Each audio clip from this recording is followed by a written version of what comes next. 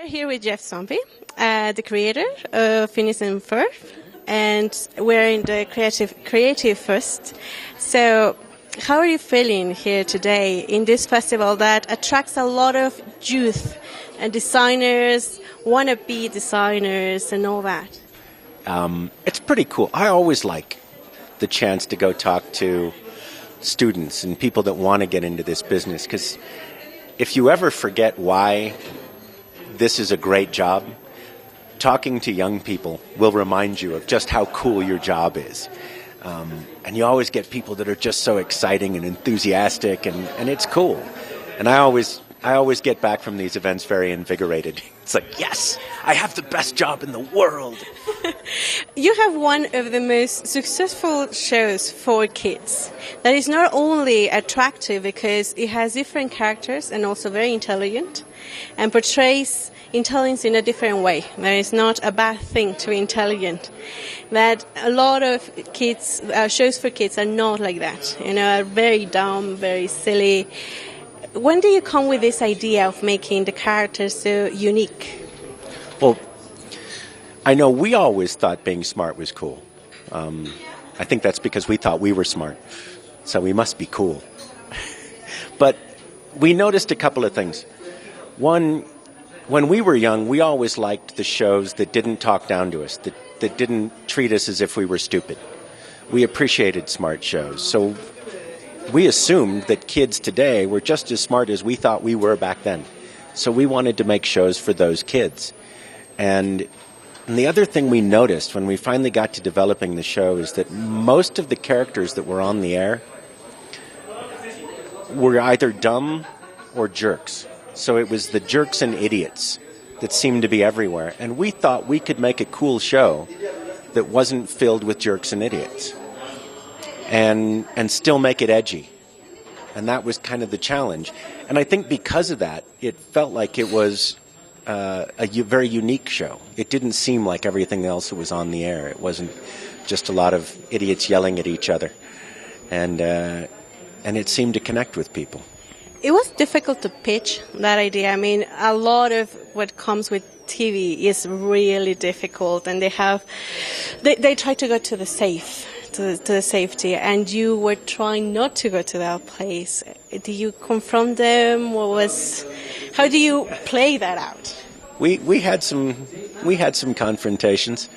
I think one of the reasons it took so long for Phineas and Ferb to sell is that people thought it was too complicated for kids. We have 3 interconnected plot lines. And that was a lot of the feedback we used to get over the years was, this is too complicated for kids. And we kept saying, no, it isn't. Kids are much sharper than you think. They will get all of this. You will be shocked. And then during the actual development process, there was, a few times where it was suggested to us that maybe these jokes were too smart for kids, and our comment was always, look, the kids have to sit and watch it with their parents in the room. It's okay if some of these jokes are for the parents, because the worst that could happen is the parents will laugh, the kid will ask mom and dad, why is that funny? And now they get to have a conversation and hopefully learn something they didn't know before. I mean, if the kids don't get that joke, there's going to be another joke along in a few seconds anyway. So it's all right. The kids don't have to get every joke. Some of them you won't get until about the 3rd time you watch the cartoon, and that's okay too.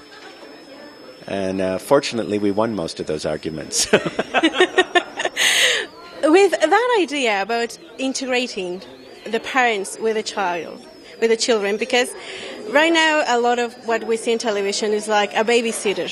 You sit the kids in front of televisions and nobody pays attention to them.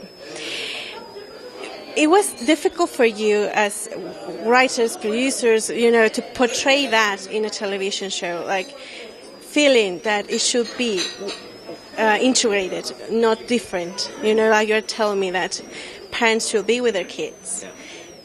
That was something you thought about it from the beginning? It was just come natural for you as you created the show? Yeah, we're parents as well. And we like cartoons. And we always thought, it's nice when you get to sit down and watch a cartoon with your kid, especially the one that's got stuff that's actually funny for you. And the truth is, we always just make the show to make each other laugh. We don't think about making a show for kids. We're just making each other laugh. And then we don't include anything that would be inappropriate. So we always assumed that parents would watch it. And our fondest memory, Dan and I have talked about this before as kids, was watching The Wonderful World of Disney, which would come on Sunday nights. And the whole family would sit and watch. And that was this kind of shared experience that we were hoping somebody would get back. And it's been nice. We've gone out in the world now and met tons of families who say it's the one show that we all watch together and everybody can enjoy. So, it makes us feel good. About the impact that this series has had over these years, was a bit of a shock when you saw that a lot of kids were onto the show, that it was really a big successful, despite all the fights you have to fight before it? You know, Dan and I are pretty cocky. We always thought the show would be a hit.